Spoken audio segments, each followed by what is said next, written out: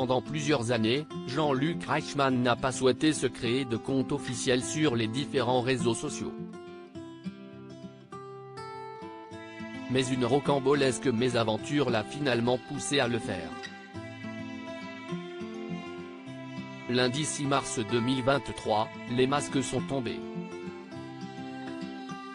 Dans une vidéo intitulée « Ces gens ont vécu des histoires improbables » et postée par le youtubeur Pierre Cross, un jeune homme prénommé Louis a tenu à faire part d'une anecdote incroyable.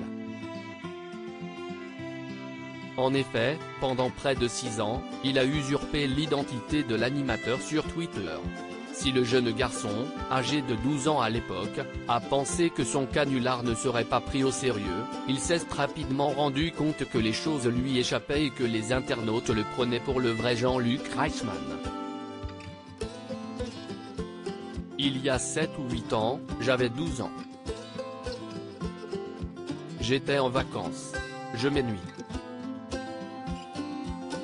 Je regarde si Jean-Luc Reichmann a Twitter. Il n'a pas Twitter. Donc, je me dis qu'il faut lui faire un compte. Moi, ça part d'une bonne intention. J'écris bien compte parodique. Le compte s'appelait Jean-Luc Reichmann et l'arrobase, c'était Luc Reichmann, commence-t-il par expliquer. Rapidement, le jeune adolescent voit son nombre d'abonnés exploser.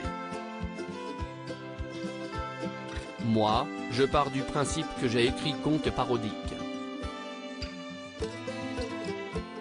Si les gens tombent dans le panneau, ce n'est plus mon problème, se dédouane-t-il.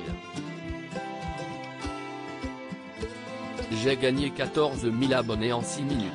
Peu à peu, Louis prend la confiance et contacte d'autres stars. Un soir, je décide d'écrire un tweet pour Pascal Obispo. J'avais 13 ans et demi. Je lui écris en DM, « Bonsoir mon cher Pascal, une question me taraude. Avec quel produit vous lavez-vous les cheveux?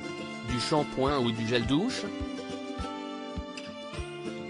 Et là, Pascal Obispo bloque Jean-Luc Reichmann, explique-t-il avant d'ajouter qu'il a également contacté Jean-Pierre Pernaut et que celui-ci lui a répondu.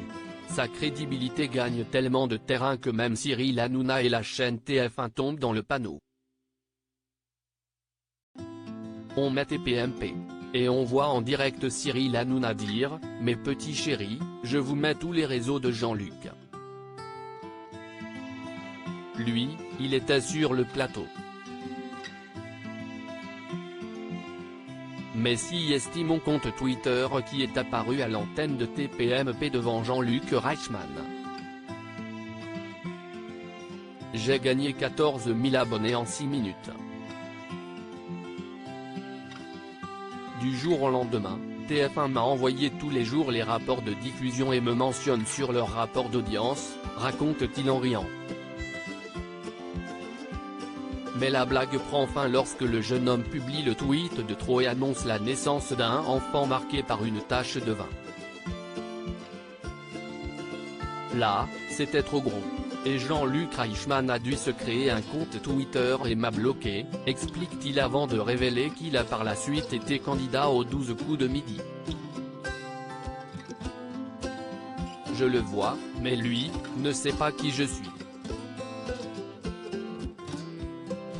Je n'aille pas pu lui avouer, parce que est inavouable, admet-il pour conclure.